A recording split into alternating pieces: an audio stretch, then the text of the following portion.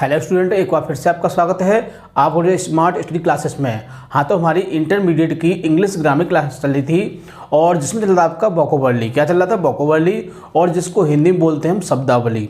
ये आपके एग्जाम में 14 मार्क्स का आता है, इसलिए आपको इसको समझना बहुत ही ज़रूरी है।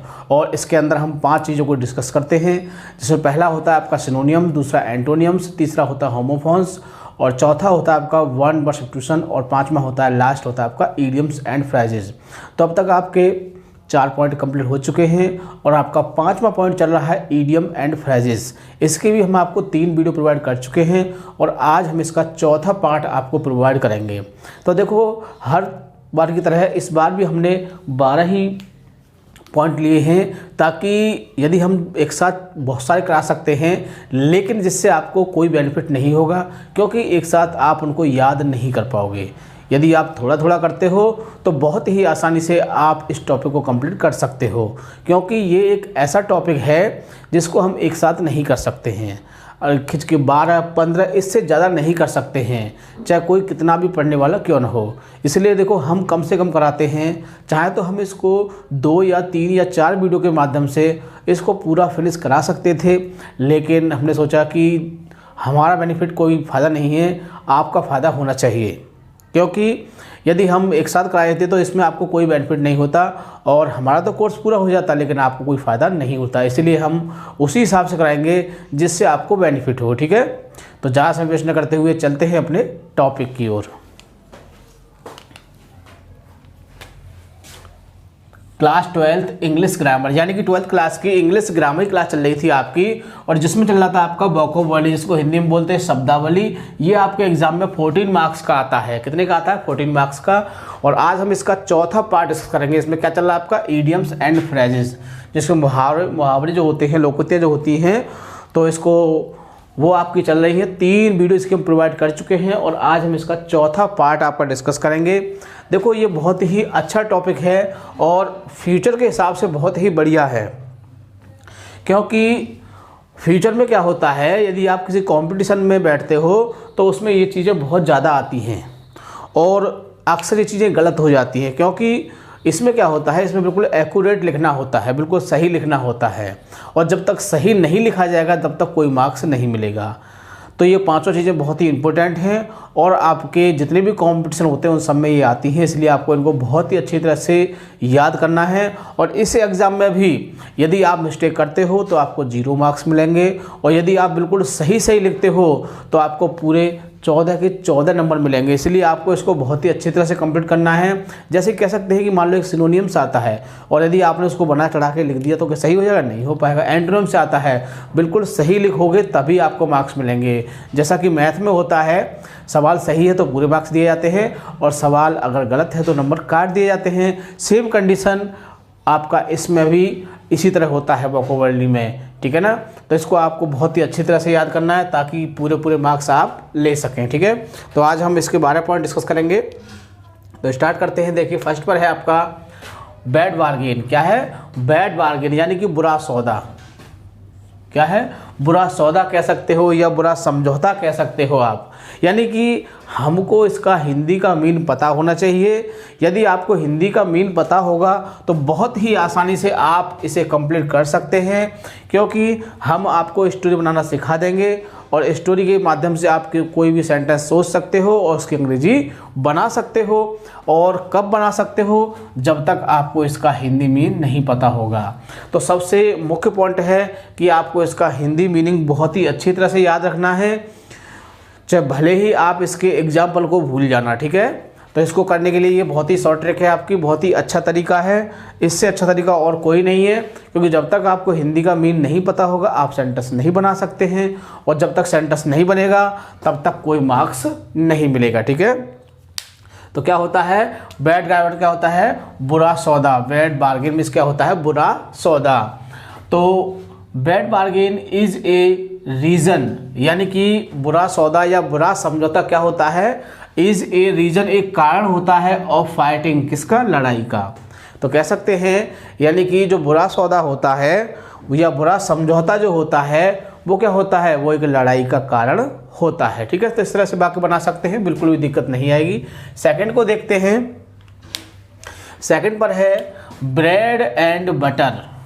ब्रेड से आप परिचित होंगे और बटर से परिचित होंगे, तो क्या होता है, इसका मतलब होता है रोजी रोटी। क्या होता है, रोजी रोटी, यानी ब्रेड और बटर तो क्या होता है इसका मतलब रोजी रोटी।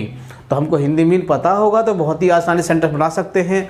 हमको क्या एक सेंटेंस सोचना है, जैसे कह सकते हैं कि मैंने तो देखो सेंटेंस अपने ऊपर ही बना दिया है, uh teaching is my bread and butter, यानी कि जो पढ़ाना है वो क्या है, वो हमारी रोज़ी रोटी है। तो कह सकते हैं कि हम आपको पढ़ाते हैं और आप हमें पैसा देते हैं, तो पैसा कमाने का जो जरिया होता है, जो साधन होता है, वही तो रोजी रोटी होता है। तो हमारा पढ़ाना ही हमें पैसा कमा के देता है। तो हमने क्या मान लिया कि teaching is my bread and butter, ठीक है ना।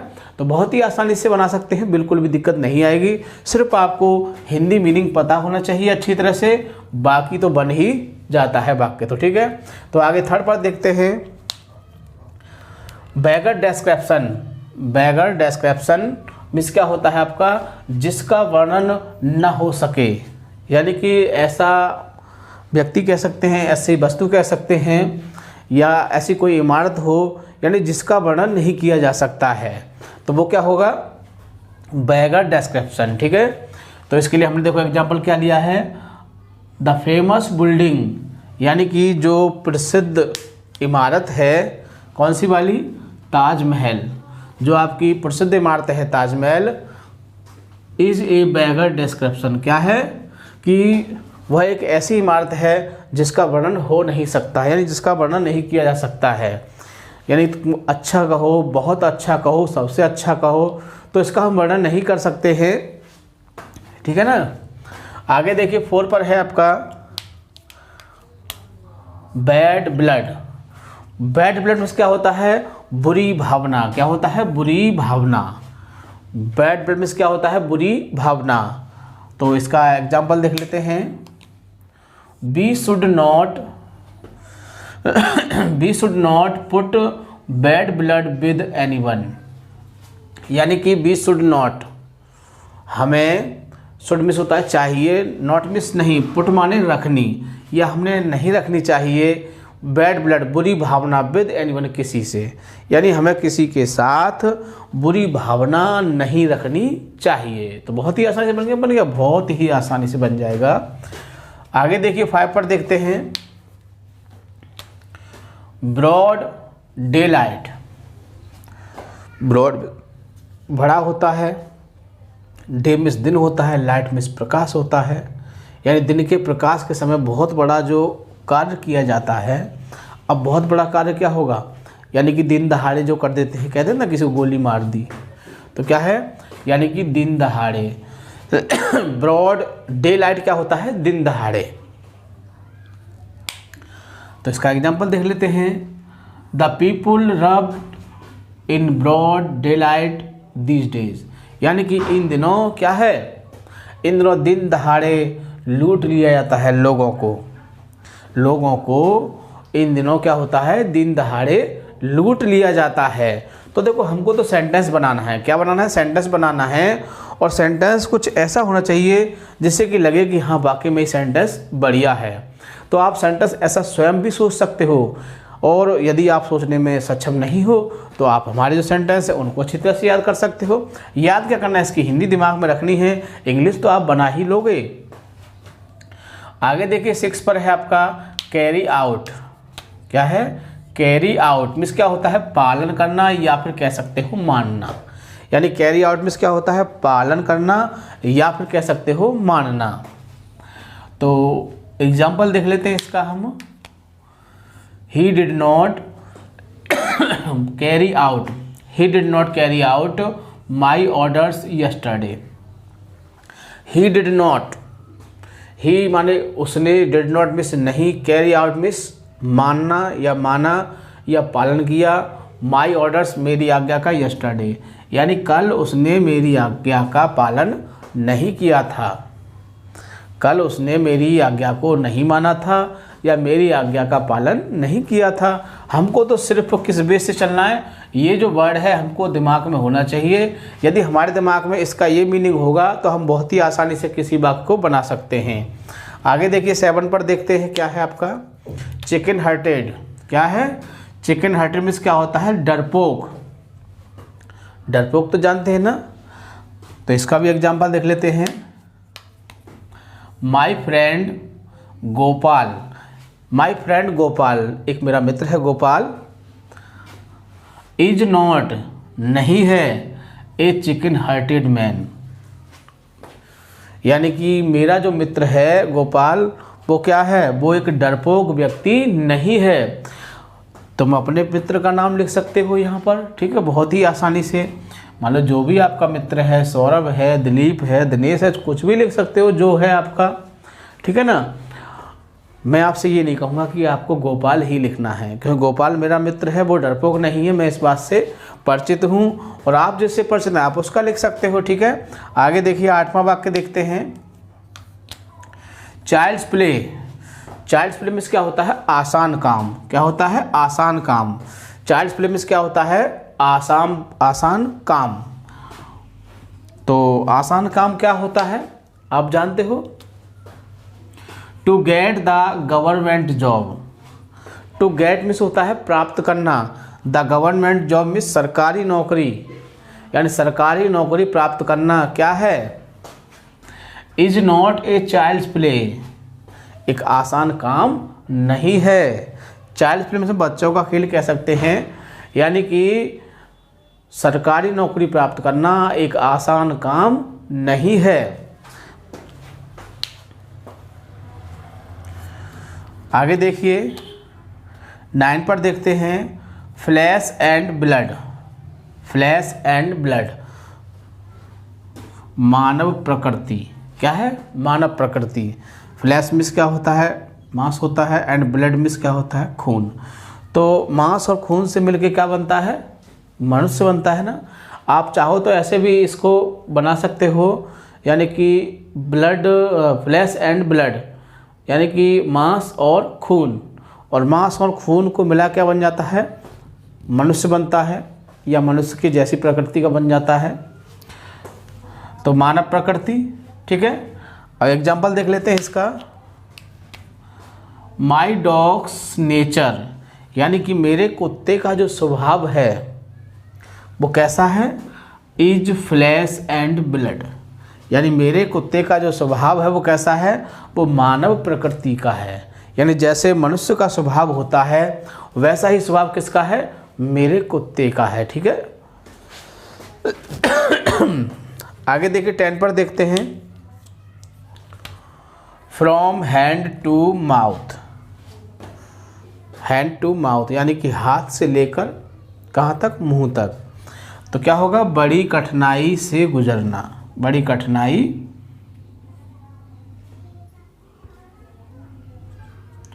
यानी बड़ी कठिनाई से गुजरना। फ्रॉम हैंड टू माउथ, बड़ी कठिनाई से गुजरना। तो I am living from hand to mouth, यानी मैं बड़ी कठिनाई से गुजर रहा हूँ। आप भी गुजर रहे होंगे, आगे पढ़ेंगे क्यों गुजर रहे हैं, देख लेते हैं। यानी मैं बड़ी कठिनाई से गुजर रहा हूँ बिकॉज, क्योंकि corona has came in the world, क्योंकि संसार में क्या आ गया है? कोरोना। यानी कोरोना एक बीमारी आ गई है जिसकी वजह से क्या है? अब मैं ही नहीं, सब ही गुजर रहे हैं। ज़्यादा देखा जाए तो सब ही गुजर रहे हैं। किससे गुजर रहे हैं? बड़ी कठिनाई से गुजर रहे हैं। किसके कारण? कोरोना के कारण। तो देखो मैंने कोरोना लिख दिया है, आप कुछ भी लिख सकते हैं जो आपको सूटेबल लगे, ठीक है। मैं आपसे ये नहीं कहूँगा कि आपको यही लिखना है, और जब आपको कुछ नहीं बन रहा है तो आप इसे ही लिख सकते हैं, ठीक है ना। आगे देखिए 11वें पे देखते हैं। Fair and square. Fair and square यानी क्या होता है? ठीक, या फिर कह सकते हैं ईमानदारी से। तो मैं आपको बार बार यही बात बता रहा हूँ कि आपको इसका हिंदी मीनिंग याद रखना है। यदि आपको हिंदी मीनिंग याद होता है तो बहुत ही आसानी से आप इसे कंप्लीट कर सकते हैं। कोई दुनिया की ताकत आपको रोक नहीं सकती है इसको करने से, यदि आपको इसकी हिंदी आती है। तो आपको ज़्यादा कुछ याद नहीं करना है। डेली जो हम 12 शब्द देते हैं आपको उनकी हिंदी याद करनी है बढ़िया तरह से, बस। तो क्या होता है? ठीक या ईमानदारी से। तो एग्जाम्पल देख लेते हैं इसका भी। Be must a fair and square. Be माने हमें मस्ट मिस चाहिए, ए फेयर एंड स्क्वायर क्या चाहिए, हमें ईमानदारी से चाहिए, विद आवर फ्रेंड्स, यानी कि हमें किसके साथ, अपने मित्रों के साथ बड़ी ईमानदारी से रहना चाहिए या ठीक ठाक रहना चाहिए। किसके साथ, अपने मित्रों के साथ। आगे देखो, लास्ट देख लेते हैं, सबसे अंतिम है और इम्पोर्टेंट भी है। अक्सर आ जाते हैं ऐसे वाक्य, बड़ी दिक्कत हो जाती है। क्या है इसका मतलब, face to face. Face to face कहते ना, तुम मेरे फेस टू फेस रहो, है ना। तो फेस टू फेस का मतलब क्या होता है, आमने सामने। क्या होता है, आमने सामने। तो देखो सेंटेंस भी हमने वही लिया है, बिल्कुल एक्यूरेट, एकदम सही बढ़िया वो लिया है सेंटेंस। क्या होता है, आमने सामने। और सेंटेंस क्या लिया है कि आई एंड दिनेश सर, यानी कि मैं और हमारे जो दिनेश सर हैं जो इसको पूरा मेंटेन करते हैं।